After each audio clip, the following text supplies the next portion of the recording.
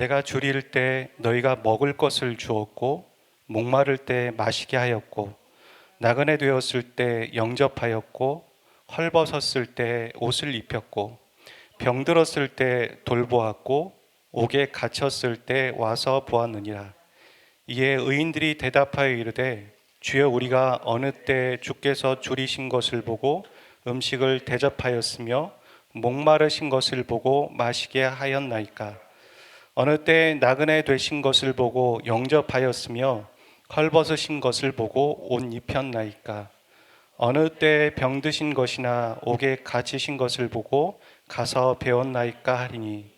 임금이 대답하여 이르시되 내가 진실로 너에게 이르노니 너희가 여기 내 형제 중에 지극히 작은 자 하나에게 한 것이 곧 내게 한 것이니라 하시고. 아멘.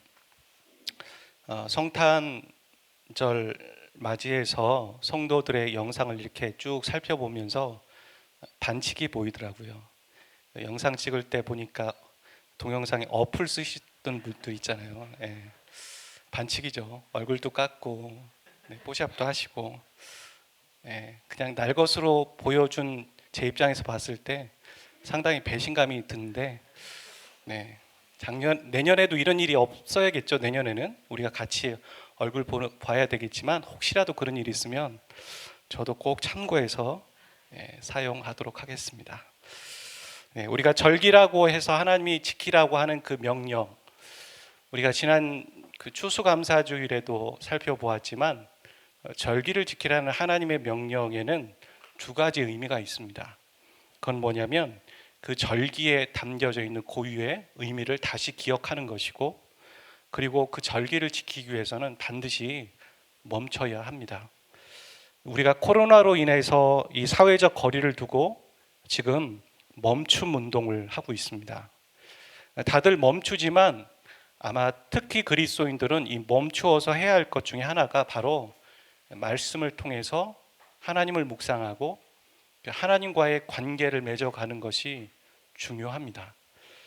한국교회는 부활주일이 되면은 이 부활주를 맞이하기 전에 짧게는 고난주간, 좀 길게는 사순절 기간을 보내곤 합니다. 이렇듯 성탄절을 맞이하기 위해서 어떤 교회는 이 대림절이라는 기간을 보내곤 합니다. 지금도 교회들마다 좀 다르긴 하겠지만 어떤 교회는 대림절 기간이라고 해서 대림절 기간을 보냈을 것입니다. 교회 역사로 보았을 때 정확히 언제라고 말할 수는 없지만 성탄절이 있기 이 4주 전부터 이 대림절이라고 해서 절기를 지켰습니다. 대림절이 인정된 이 초기에는 사람들이 이 예수님의 재림을 희망하고 이 탄생의 기쁨 속에서 그 절기를 보냈습니다. 그런 기간을 보냈다는 것이죠. 그런데 중세 시기에 들어서서는 그 예수님의 재림이 어떻게 와닿냐면 예수님이 재림하면 인간의 심판이 있을 것이 되기 때문에, 그래서 그들은 그거에 초점을 맞춰서 어떤 공포와 속죄의 기간으로 그 시간을 보냈습니다. 그리고 다시 종교개혁이 있은 이후에 이 근대에서는 그 예수 그리스도의 탄생과 그리고 재림을 다시 기뻐하는, 그러니까 원래의 모습대로, 원래의 취지대로 회복하여서 절기를 보낸 것입니다. 그러니까 믿음의 선배들이 시작한 이 대림절, 물론 하나님이 초막절처럼 지켜라는 그런 절기는 아니었지만 우리에게 예수님의 탄생 그리고 예수님의 재림은 상당히 의미가 있기 때문에 믿음의 선배들이 이렇게 지켜왔던 이 대림절의 그 의미 안에는, 이 성탄절의 의미 안에는 무엇이 있었냐면 크게 두 가지인데, 바로 예수님의 탄생을 기뻐하는 것이고 그와 동시에 예수님의 재림을 기다리는 거였다는 것입니다. 동전에는 앞뒷면이 있습니다. 그리고 앞뒷면이 합쳐서 하나의 동전을 이루듯이 예수님의 탄생은 동시에 예수님의 재림을 생각할 수밖에 없는 것이죠. 그러니까 예수님의 초림은 예수님의 재림의 신호탄이라고 말할 수 있습니다.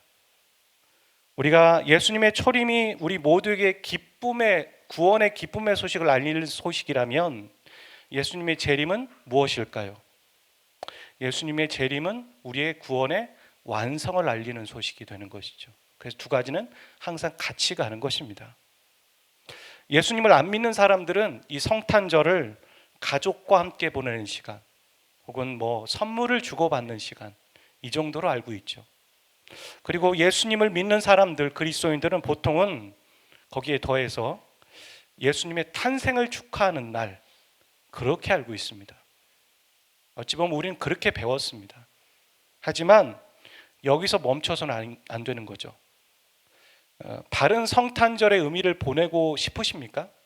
바른 성탄절을 지키며 그 절기 안에서 어떤 것을 생각하기 원하십니까? 그렇다면 우리는 이 예수님의 다시 오심을 기다리고 있는가?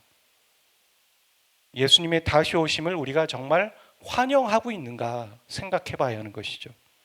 그리고 예수님의 다시 오심을 위해서 우리는 무엇을 하고 있는가? 그것을 우리에게 묻고 생각해 봐야 한다는 것입니다. 히브리어로 우리가 메시아라고 얘기하는 것은 헬라어로 그리스도를 말합니다. 두 가지 의미는 구원자라는 의미를 갖고 있는 것이죠. 예수님이 오실 당시에 이스라엘 사람들은 이 메시아가 올 것에 대해서 대망했습니다. 오늘 설교의 제목도 예수님을 대망하는 그리스도인 이렇게 말하고 있는데, 대망이라는 말은 사전적인 의미로 봤을 때 기다리고 바라는 걸 말합니다. 그냥 막연히 기다리는 것이 아니라 뭔가 적극적으로 기다리고 바라는 것을 대망이라고 하는 것이죠. 그렇게 이스라엘 백성들은 메시아를 대망했습니다. 그들이 어렸을 때부터 성경을 통해 배웠습니다. 그리고 메시아가 오실 것이고 그분은 본인들의 억울함을 해결하고 눈물을 닦아주고 그들을 억압과 압제에서 구원할 분이라고 믿었습니다. 그리고 예수님이 드디어 오신 거죠. 그렇게 오셨는데 사람들은 그 예수님을 환영하지 않았습니다. 우리가 알고 있는 것처럼, 성경에 있는 것처럼 그들은 환영하지 않았습니다. 왜냐하면 유대인들이 생각하는 이 메시아와 실제로 오신 이 예수님 메시아가 서로 달랐기 때문입니다. 외모가 달랐다는 얘기가 아니라 그들이 생각하는 게 달랐다는 것입니다. 당시 사람들이 생각하고 기다리고 그리고 그려왔던 메시아는 어떤 분이었냐면 자기 민족, 자기 동족이죠. 이스라엘을 로마의 압제에서 구원할 그런 정치적인 메시아로 생각하고 있었습니다. 그 증거는 성경 여러 곳에 나오죠. 예를 들어서 제자들은 그렇게 말하죠. 예수님이 내가 왕이 된다라고 얘기했을 때 그러면 그들이 나중에 예수님이 왕이 되시면 자기네들이 한 자리 할 거라고 생각했습니다. 그래서 누가 크냐 맨날 싸운 거죠. 그리고 예수님이 예루살렘 성에 낙이 타고 입성하지 않습니까? 그랬을 때 많은 사람들이 종려가지를 들고 호산나 호산나 다윗의 자손이요 그렇게 환영하잖아요. 그것이 그 사람들이 예수님을 정말 영적인 메시아로 알아봤기 때문이 아니었습니다. 그들은 자기가 지금 자기네들이 로마의 압제에 있었기 때문에 자신들을 구원해 줄 정치적인 메시아로 생각하고 그들이 환영한 것입니다. 그런데 그 예수님이 십자가에 죽는다고 말하는 거죠. 얼마나 실망스럽겠습니까? 그러니까 베드로는 그렇게 말하지 않습니까? 죽지 마세요. 왜 죽으세요? 이렇게 말하는 거죠. 우리를 구원하셔야지 왜 죽으세요? 그렇게 말하는 것이고 정말 십자가에 못 박혀 죽으실 때 제자들은 남지 않았습니다. 다 뿔뿔이 흩어졌고 도망갔습니다. 그리고 거기 남아있던 베드로는 예수님을 3번이나 부인했습니다.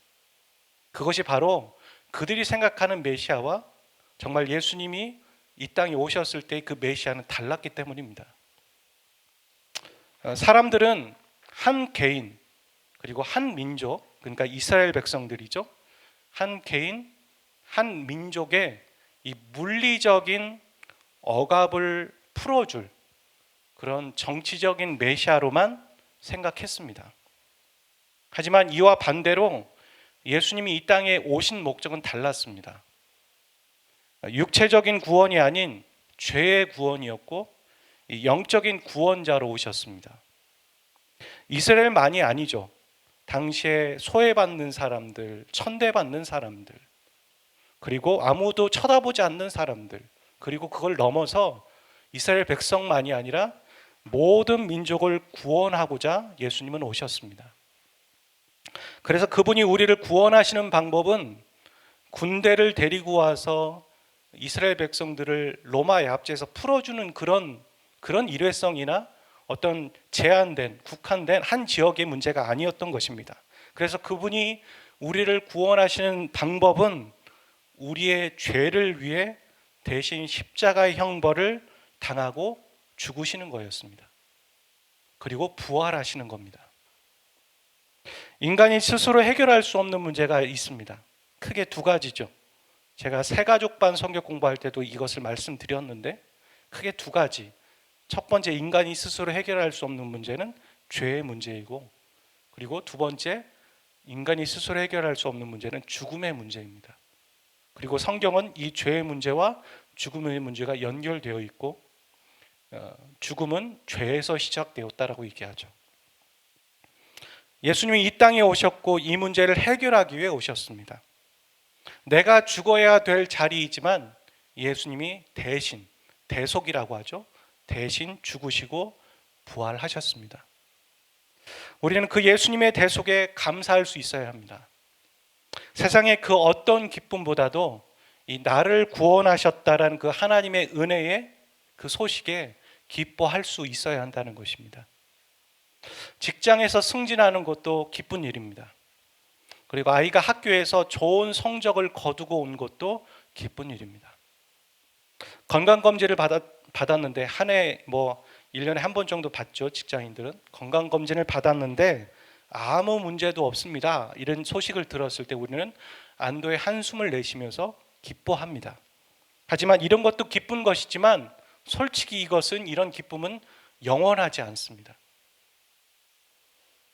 우리를 영원히 만족시키지도 못하고, 그리고 그것은 잠시 있다가 떠나는 것입니다. 없어질 것들입니다. 그런데 우리에게 영원한 생명을 주셨다라는 것, 그리고 우리가 영원히 그 하나님과 함께 천국에서 함께 할 수 있다라는 그 특권을 우리에게 허락해 주셨다라는 기쁨은 이것과 비교할 수 없는 기쁨입니다. 그래서 우리는 세상의 어떤 것들로도 기뻐할 수 있겠지만 나를 구원하신 예수님의 오심과 그분의 복음에 대해서 우리는 마음껏 기뻐할 수 있고 정말로 기뻐할 수 있어야 합니다. 솔직히 이 세상적인 기쁨보다 그 기쁨으로 인해서 훨씬 기뻐할 수 있어야 되고, 어떤 때는 세상적인 기쁨이 나에게 없다 할지라도 나를 구원해 주신 그 기쁨으로 감사할 수 있어야 합니다. 저는 사람들의 죽음을 많이 가까이에서 보았습니다. 목회자이기 때문에도 보게 됩니다. 염을 하는 것도 보고, 좀 전 한 10분 전에 이렇게 엎치락 뒤치락 했던 분이 갑작스럽게 소천하시는 것도 봅니다. 사람이 죽으면 아무것도 가져갈 수 없습니다. 그리고 사람이 죽으면 딱 하나 남는 것 같습니다. 뭐가 남냐면 옷이 아닙니다. 관이 아닙니다. 그가 가져갈 수 있는 건 구원에 대한 소망밖에 없습니다. 구원에 대한 소망을 갖고 죽느냐, 아니면 불안과 두려움 가운데서 죽느냐, 그거밖에 없습니다. 아주 현실적인 얘기입니다. 그 얘기는 무엇이냐면 우리에게 영원한 기쁨은 구원의 기쁨밖에 없다라는 것입니다. 이렇게 서로 추구하는 방향이 달라서 예수님을 환영할 수 없었던 이스라엘 백성들의 모습이 있었다면 오늘 우리는 어떻습니까? 오늘 우리는 초림이 아닌 재림의 예수님을 기다리고 있습니다. 그런데 그 예수님을 어떤 분이라고 생각하면서 기다리고 있냐는 것이죠. 예수님이 다시 오신다는 소식이 저와 여러분에게 기쁜 소식입니까? 여러분 스스로에게 한번 물어보십시오. 저는 청년 시절에 예수님이 다시 오신다는 소식을 내심 불편해했습니다. 아니 결혼도 안 해봤는데 뭐 아무것도 해보지 않았는데 해외여행도 가본 적이 없는데 다시 오신다고? 안 오셨으면 좋겠는데. 아주 인간적으로 그렇게 생각해 본 적이 있습니다. 여러분 스스로에게 예수님이 다시 오신다는 소식은 기쁜 소식입니까? 아니면 불편한 소식입니까? 어떤 마을의 한 남자가 긴 여행을 떠나려 합니다. 그래서 여러 가지 준비하는데 자신의 자녀들을 종들에게 부탁하는 것이죠. 종들아, 내 자녀를 잘 부탁한다 하고 떠난 것이죠.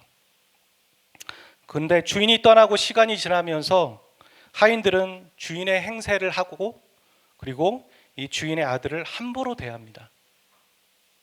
그러다가 시간이 흘러서 편지가 도착했는데 그 편지 안에는 이런 소식이 있었습니다. 주인이 다시 집에 돌아온다는 것이죠.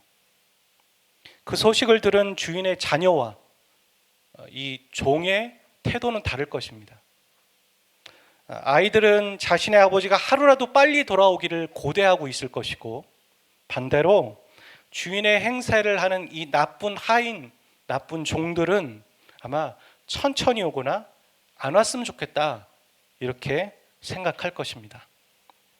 세상에 없어지고 썩어질 것에 목매는 사람들은 예수님이 다시 오신다는 소식이 매우 허황된 이야기입니다. 그리고 영원한 것에 대한 이야기, 영적인 것에 대한 이야기를 아무리 얘기해도 그들에게는 쓸데없는 이야기입니다. 서로 추구하는 가치가 다르기 때문이에요. 서로 바라보는 게 다르기 때문입니다. 여러분, 신약 성경에 보면 예수님이 그런 말씀을 하십니다. 내가 검을 주러 왔다. 그게 무슨 뜻일까요? 이게 비유적인 의미인데 검은 어떤 의미가 있냐면 우리가 상대방을 찌르고 뭐 그런 역할도 하겠지만 자르는 역할도 하죠. 나누는 역할을 한다는 말입니다. 그러니까 예수님이 검을 주러 왔다라고 우리에게 말씀하시는 이유, 제자들에게 말씀하시는 건데 그 이유는 무엇이냐면, 그 의미는 무엇이냐면 예수 그리스도를 믿는 사람과 믿지 않는 사람이 나눠질 수밖에 없다라는 것입니다. 한 가정 안에서도 예수님을 믿는 사람과 예수님을 믿지 않는 사람의 생각이 다릅니다. 가치가 다릅니다. 그래서 대화가 간격이 있을 수밖에 없고 온도차가 생길 수밖에 없는 것입니다. 그걸 아무리 메꾸려고 해도 메꿀 수 없습니다.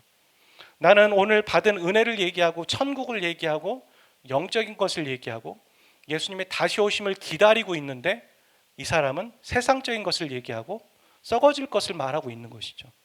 안타까운 일이지만 그게 현실이다. 그걸 받아들일 수밖에 없다라고 예수님은 말씀하고 있는 겁니다.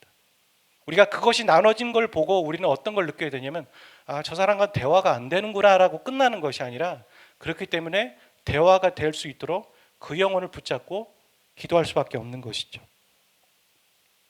그리스도인도 그렇습니다.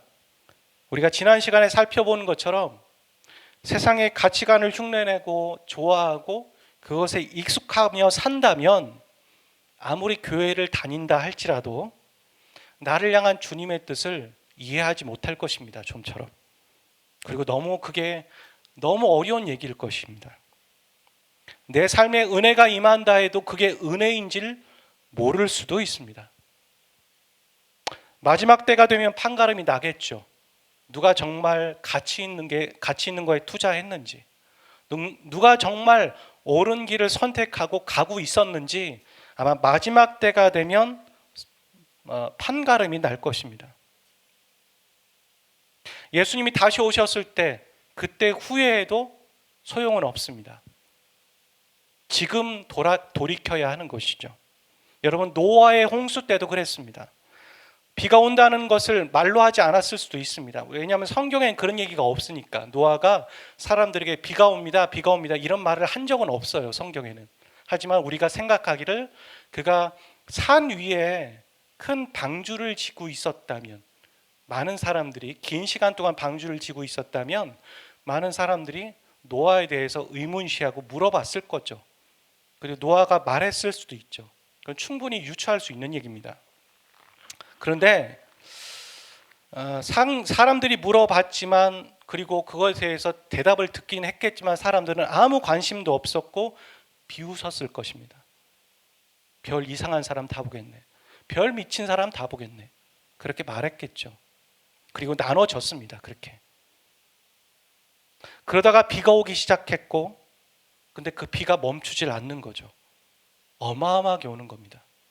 우리가 올 여름에도 어마어마한 비가 왔죠.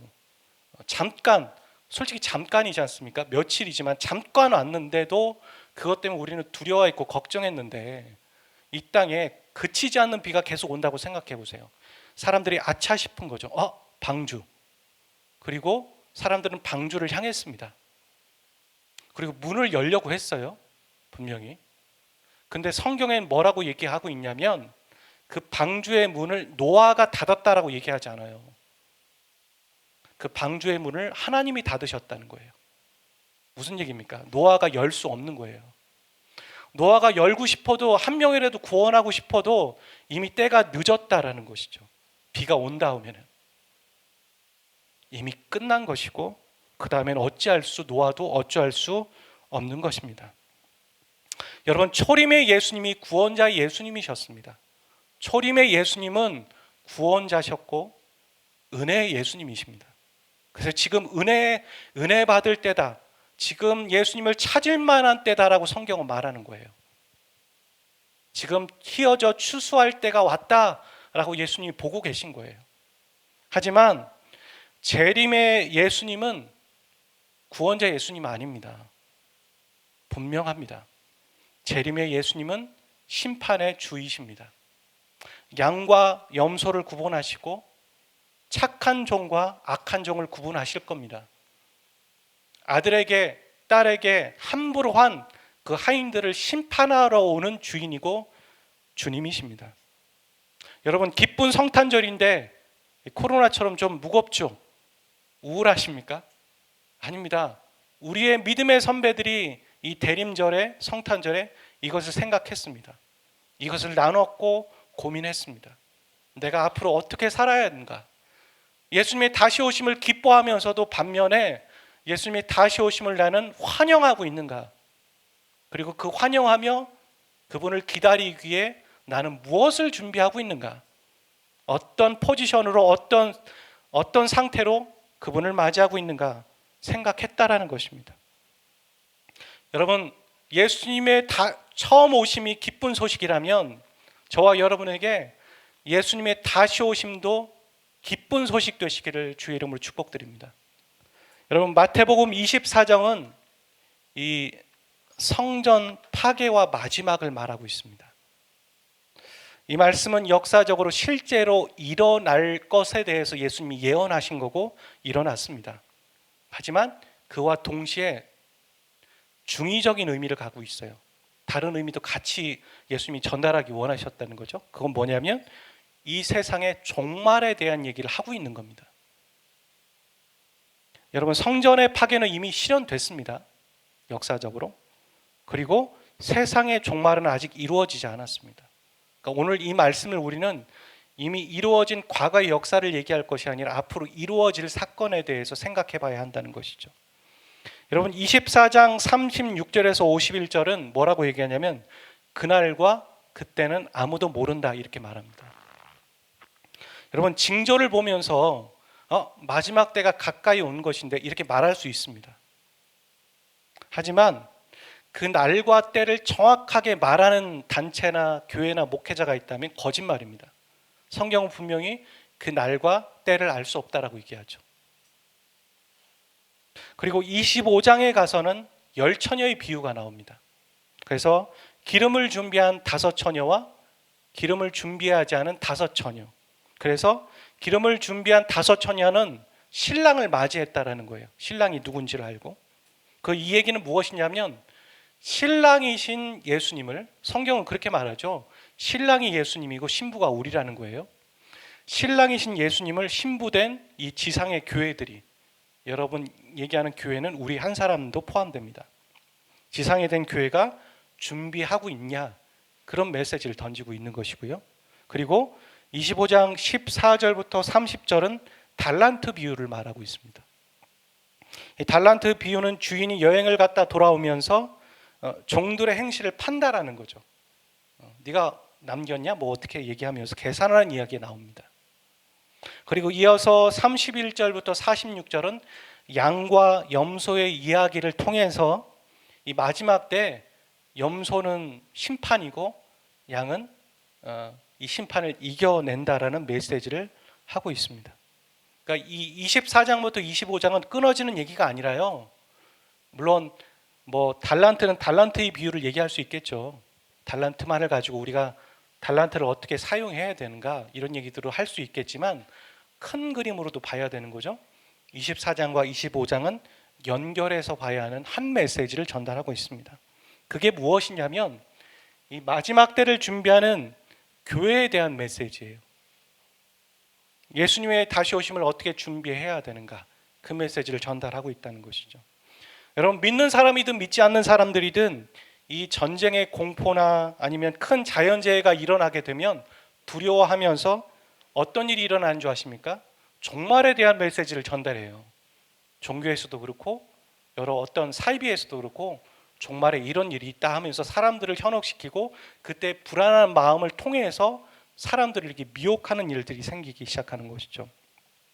그래서 사람들은 종말에 대한 현상이나 징조가 궁금합니다. 어떤 일이 일어나는가? 그러면서 그 상황을 어떻게 우리는 피할 수 있는가? 이런 생각을 하죠. 그리고 그리스도인도 똑같이 비슷하게 생각합니다. 두려워하면서 어떻게 피해야 하는가? 평소에 생각하지 않았던 안 봤던 요한계시록도 보고 이 마태복음 24장 25장을 보는 거죠. 그렇게 반응해서는 안 됩니다. 어떻게 피해야 하는가? 걱정하고 두려워할 게 아닙니다. 아까 말씀드린 것처럼 주인이 여행에 갔다가 다시 집에 돌아온다는 소식이 종에게는 아주 불편한 소식이겠지만 자녀에겐 기쁜 소식이어야 돼요. 기쁜 소식입니다. 우리에게 예수님이 처음 오셨다라는 초림의 예수님이 기쁜 소식이잖아요. 부담 없이. 그런 것처럼 동일하게 예수님이 다시 오신다는 소식은 예수 그리스도를 믿고 있는 자들에겐 기쁜 소식이라는 말입니다. 아멘. 여러분 무엇을 다시 준비해서 그분의 비위를 맞추는 것이 필요한 게 아니에요. 그게 아니라 우리가 정상적인 자녀와 부모라면 부모가 다시 오신다는 것은 기쁜 일이라는 말입니다. 요한복음 1장 12절 말씀 영접하는 자 곧 그 이름을 믿는 자들에게는 하나님의 자녀가 되는 권세를 주셨으니 예수님을 믿고 영접하면 하나님의 자녀가 됩니다. 그리고 예수님이 다시 오신다는 소식은 그냥 기쁜 소식이 되는 것입니다. 자녀라는 것만으로도 충분합니다. 하지만 여러분 자녀라면 멈춰 있지 않죠. 어린 자녀를 멈추는 것이 아니라 그는 성장합니다. 성숙합니다. 그게 이치입니다. 그래서 성경에 성화가 있는 것이고 그 다음이 있는 것이죠. 그래서 오늘의 메시지가 있는 것입니다. 오늘 우리가 읽어본 말씀이 그것입니다. 예수님의 마음이 어디에 있는가? 지금 예수님이 정말 우리에게 요구하시고 이 지상에 있는 교회 한 사람 한 사람에게 요구하시는 예수님의 다시 오심을 준비하는 이 태도, 제가 영어 번역으로는 attitude라고 얘기했죠. 그 태도와 모습은 무엇인가? 그 얘기를 말하는 것이죠. 오늘 본문의 25장 40절은 말하고 있습니다. 임금이 대답하여 이르시되 내가 진실로 너에게 이르노니 너희가 여기 내 형제 중에 지극히 작은 자 하나에게 한 것이 곧 내게 한 것이니라 하시고, 여러분들은 사람들은 마지막 때를 준비하라고 하면 되게 허황되고 멋있고 뭐 생각할 수 없는 되게 높은 가치의 것들을 추구합니다. 아닙니다. 뭔가 대단한 것을 해야 되는 것 같은데 대단한 것 맞습니다. 하나님이 생각하시는 그 대단한 것은 지극히 한 영혼을 챙겨가는 것입니다. 우리는 그걸 보고 에이 별거 아니네, 시시하네 라고 말하실 수 있으십니까? 그 한 영혼이 누구입니까? 정말 아무도 쳐다보지 않았던 사람, 보잘것없고 저런 사람 내가 관심 가질 필요 없는데 라는 사람을 쳐다보는 일, 그 일을 누가 했는 줄 아십니까? 그 예수님의 마음을 알고 순종한 어떤 사람이 우리에게 했어요. 그리고 그 예수님이 우리에게 찾아오셨습니다. 아무도 쳐다보지 않는 사람, 예수님을 믿지 않는다면 정말 소망 없이 살아갈 수밖에 없었던 찌질이와 같은 우리에게 예수님이 찾아오셨고 우리를 만나 주셨습니다. 그래서 오늘 우리가 존귀한 자가 되었고 가치 있는 사람이 되었어요. 그래서 우리가 소망 있는 사람이 되었어요. 근데 오늘 우리에게도 똑같은 얘기를 하고 계신 겁니다. 내가 다시 오는 것을 기뻐하고 있니? 내가 다시 오는 걸 정말 환영하고 있어? 내가 다시 오는 것을 위해서 너는 무엇을 준비하고 있니? 기름을 준비하고 있어? 너의 달란트를 사용하고 있니?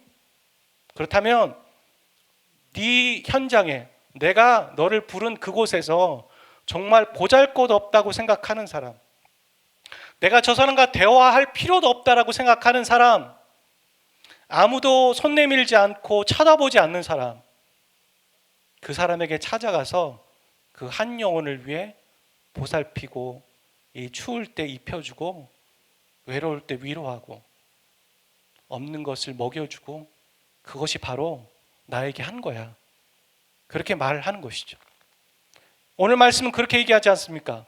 너희가 나를 위해서 보살펴줬고 따뜻한 걸 해줬고 챙겨줬다. 사람들이 그러는 거죠. 주님, 천국에서 말하는 거예요. 주님, 우리가 언제 주님에게 그런 것을 했습니까? 우리는 주님을 본 적도 없고 주님에게 그렇게 얘기한 적도 없는데요. 그러니까 주님이 그렇게 말씀하시는 것이죠. 너희가 먹을 것을 주었고 목마를 때 마시게 하였고 나그네 될 때 나를 보살피고 영접했다. 네가 지극히 작은 자 한 영혼에게 한 것이 바로 나에게 한 것이다. 오늘 저와 여러분에게 물어보겠습니다. 여러분에게 지극히 작은 자 한 영혼은 누구입니까? 여러분이 찾아갈 수 있고 만날 수 있고 환영할 수 있는 사람이 지극히 작은 한 영혼일 수도 있겠지만 여러분이 대화해보고 싶지도 않고 꺼리는 사람, 불편한 사람이 지극히 한 영혼이라고 말씀하신다면 여러분은 어떻게 그 영혼을 대하시겠습니까? 우리의 생각에서 제껴놓았던 사람, 제외했던 사람, 우리 눈 안에 들어오지 않는 사람, 그 영혼이 한 영혼일지도 모릅니다. 그리고 그 한 영혼을 위해 살아가는 것이 바로 최고의 가치이고 예수님이 정말 원하시는 거고, 이 성탄절 예수님의 오심을 기뻐하고 예수님의 다시 오심을 기다리는 입장에 있는 이 신약의 교회들이 해야 할 가치라는 것이죠. 그 한 영혼을 위해 살아가십시오. 그 한 영혼을 위해 예수님이 사셨듯 그 한 영혼을 위해 여러분을 위해 사신 한 사람이 있었듯 여러분도 그 한 영혼을 위해 살아가는 우리 모두가 되시기를 주의 이름으로 축복드립니다. 마라나타 마라나타 주 예수여 어서 오시옵소서. 모든 열방이 주께 돌아와 춤추며 경배하게 하소서. 우리 주님 다시 오실 길을 만들자. 목자가를 들고 땅 끝까지 우린 가리라. 우리 주님 하늘 영광 온 땅 덮을 때 우린 땅 끝에서 주를 맞으리. 마라나타 마라나타 아멘. 주 예수여 오시옵소서. 마라나타 마라나타 아멘. 주 예수여 오시오. 마라나타 마라나타 마라나타 아멘. 주 예수여 오시옵소서. 마라나타 마라나타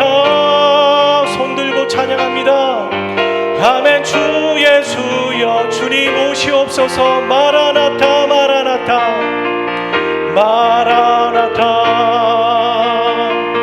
마라나타.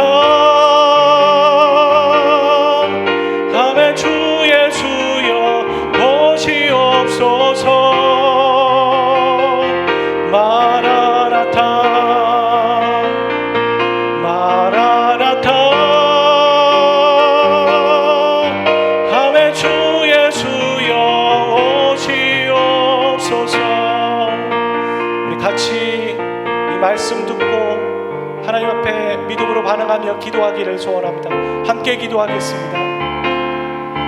십자가를 들고 땅 끝까지 우린 가리라.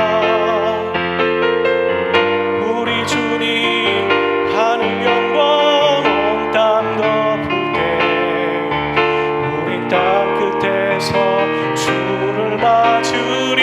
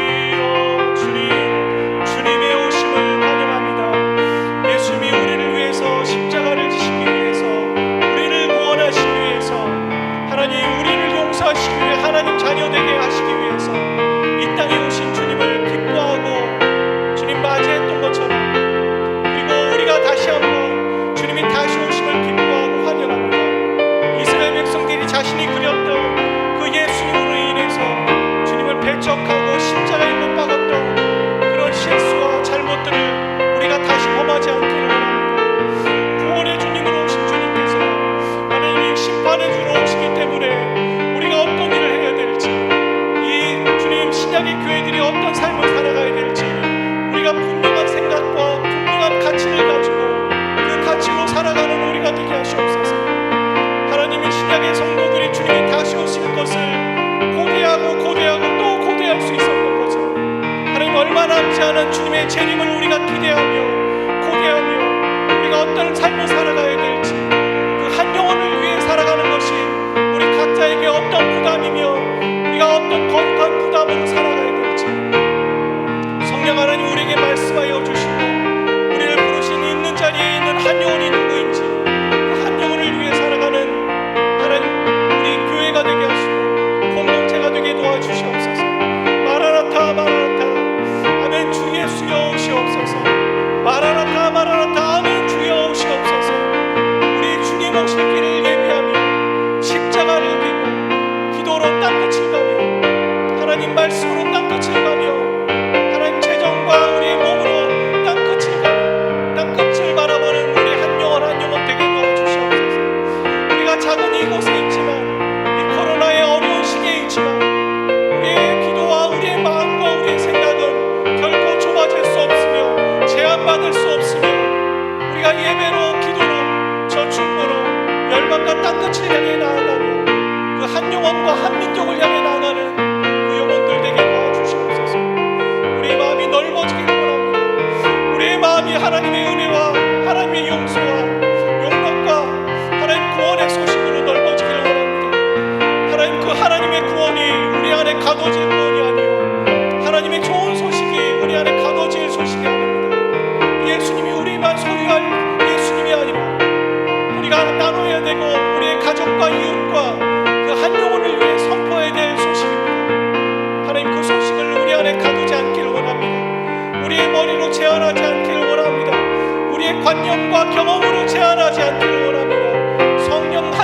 내적인 음성 가운데 순종하며 반응하고 순종하며 그렇게 오늘도 살아가고 내일도 살아가고 복음으로 살아가는 한 영혼 한 영혼 되게 도와주시옵소서.